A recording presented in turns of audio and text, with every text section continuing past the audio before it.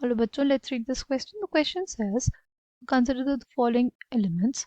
ये हमारे पास ए डैश और सी डैश ग्रुप के मेंबर्स है, ए डैश और बी डैश पीरियड के मेंबर्स है, और बी डैश और डी डैश जो है वो ग्रुप के मेंबर्स है.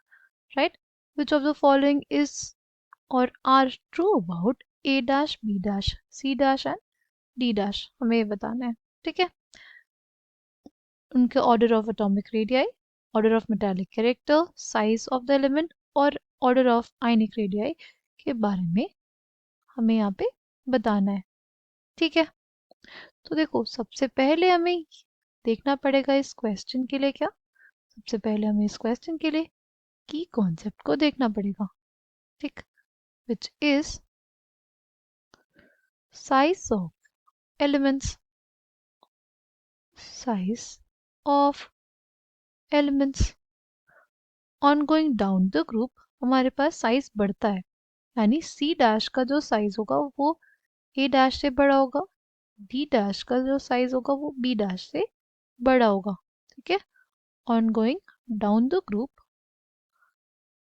Going down the group size increases.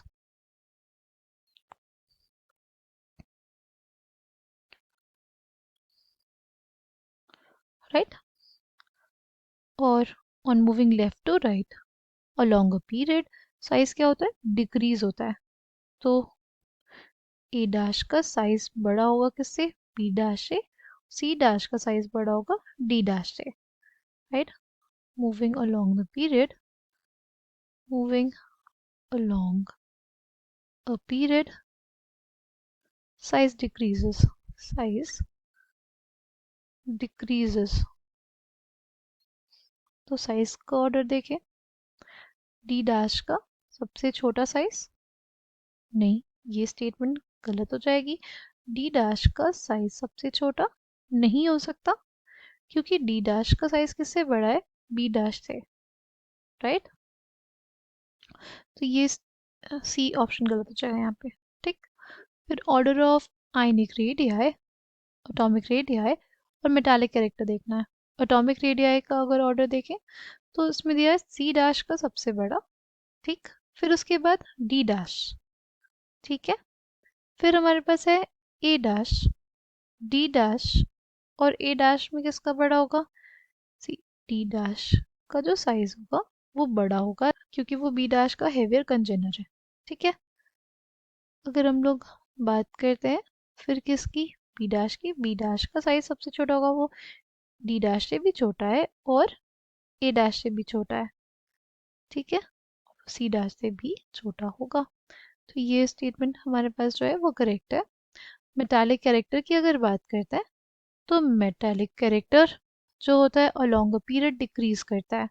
Along a period metallic character decrease करता है. यानी अगर मेटालिक कैरेक्टर को ऑर्डर लिखना हो तो बी डैश का जो मेटालिक कैरेक्टर है वो कम होगा किससे, ए डैश से. और डी डैश का जो मेटालिक कैरेक्टर होगा वो कम होगा किससे, सी डैश से.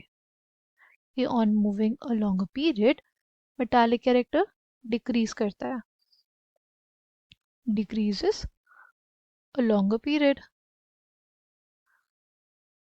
along the period. ठीक है. और मेटालिक कैरेक्टर इंक्रीज करता है डाउन द ग्रुप जाने पे, यानी सी डैश का मेटालिक कैरेक्टर ज़्यादा होगा किससे, ए डैश से. और डी डैश का मेटालिक कैरेक्टर ज़्यादा होगा बी डैश से. ठीक. तो अगर मेटालिक कैरेक्टर को ऑर्डर देखें सबसे ज़्यादा सी डैश का, सी डैश का डी डैश से और ए डैश से दोनों से ज़्यादा है. राइट. बी डैश से भी ज़्यादा होगा, इसलिए ये हमारे पास करेक्ट हो गया. डी डैश का ज़्यादा है ए डैश से, डी डैश का ज़्यादा है ए डैश से. ये भी स्टेटमेंट हमारे पास करेक्ट होगा. ठीक. बी ए डैश का मेटालिक कैरेक्टर ज़्यादा है बी डैश से, ये भी करेक्ट है. तो ऑर्डर ऑफ मेटालिक कैरेक्टर भी सही है हमारे पास. ए और बी अभी तक सही है हमारे पास. ठीक है. डी देखते हैं आयनिक रेडियाई का ऑर्डर. सी डैश का आयनिक रेडियाई ज़्यादा होगा किससे, डी डैश से. देखो एटॉमिक रेडियाई ज़्यादा है तो आयनिक रेडियाई भी हमारे पास ज़्यादा ही होगा, एक एक इलेक्ट्रॉन दोनों से निकले, दोनों का इफेक्टिव न्यूक्लियर चार्ज निकले बढ़ेगा, साइज छोटा होगा, तो सी डैश का जो साइज होगा वो डी डैश से ज़्यादा ही होगा। ठीक, फिर अगर कंपेयर करें ए डैश और बी डैश के आयनिक रेडियाई को, तो देखो ए डैश का साइज वैसे भी बड़ा था बी डैश से, राइट, एक इलेक्ट्रॉन निकाल लेंगे, दोनों में इफेक्टिव न्यूक्लियर चार्ज बढ़ेगा, राइट, दोनों में इफेक्टिव न्यूक्लियर चार्ज बढ़ेगा तो दोनों का साइज डिक्रीज होगा।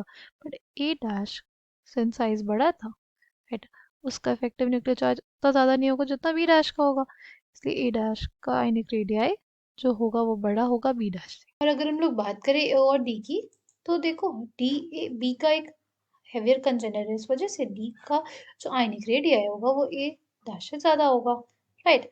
तो हमारे पास कौन सा ऑप्शन करेक्ट हो जाएगा यहाँ पे? ऑप्शन ए बी डी तीनों ही स्टेटमेंट्स हमारे पास करेक्ट है। I hope you understood. Well, thank you, all the best.